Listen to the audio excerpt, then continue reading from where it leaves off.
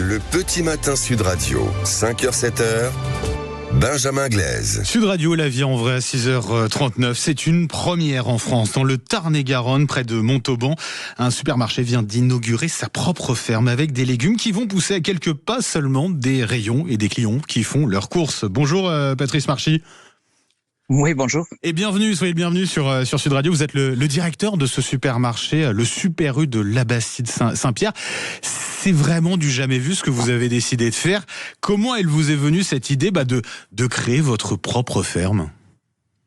Ouais, c'est l'histoire de rencontre, c'est l'histoire de conversation avec des producteurs aussi qui m'ont mis la puce à l'oreille, qui nous ont expliqué que c'était faisable. Et après, c'est croire en nos rêves, c'est croire en nos projets, avec en arrière-pensée derrière le commerce qu'on va pouvoir faire pour nos clients avec des produits sains, de qualité, et ainsi de suite. Des produits sains de qualité et qui viennent vraiment juste à côté, quoi. C'est vraiment attenant à votre supermarché finalement, Patrice. C'est ça.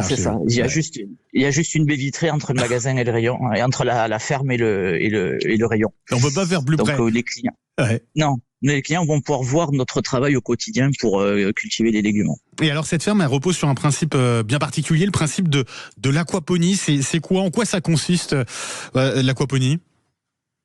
Alors l'aquaponie, c'est une culture maraîchère sur bassin d'eau, alimentée par un élevage de poissons.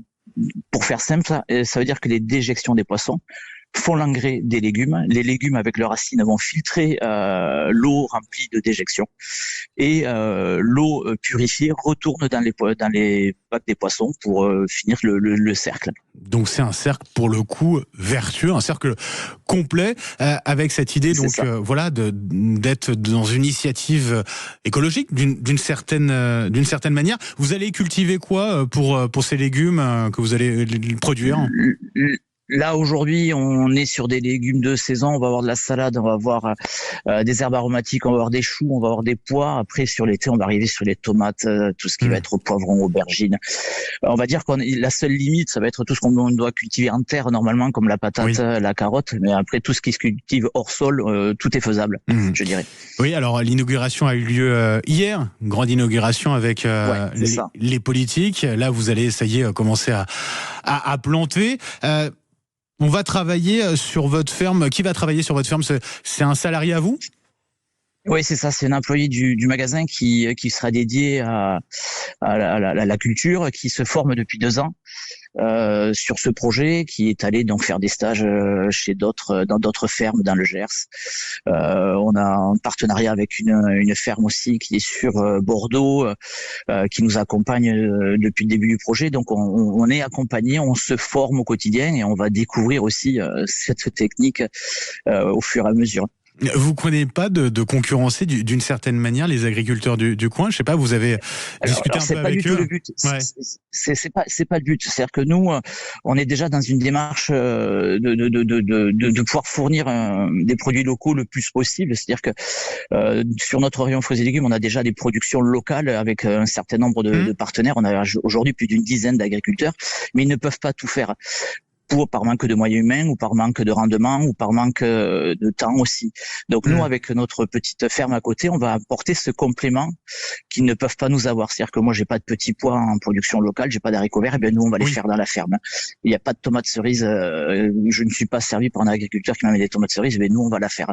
Voilà, l'idée, c'est d'aller compléter et si on pouvait labelliser le rayon 82, moi, je serais le plus heureux, quoi. Mais oui, forcément, c'est une fierté, c'est une initiative, une première en France, encore une fois.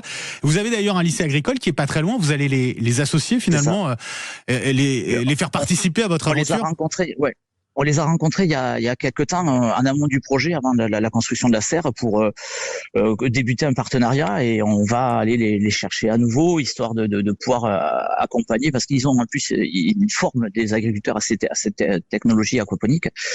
Et donc nous, l'idée c'est vraiment d'accompagner aussi les jeunes dans le passage à l'acte, je dirais, de l'installation agricole. Formation, voilà, le côté un peu formateur aussi que vous proposez à travers cette initiative là. Je me mets à la place des auditeurs qui écoutent.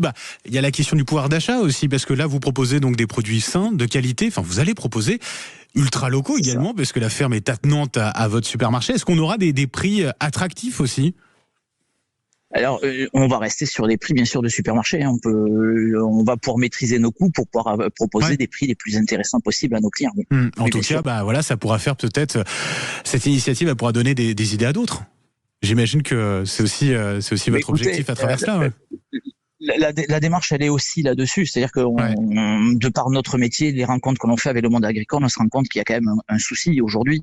Dans le renouvellement des générations, on a quand même pas loin de 25% des exploitations maraîchères qui ferment sur le Tarn-et-Garonne, faute de repreneurs, faute d'enfants qui veulent reprendre, ou ainsi de suite.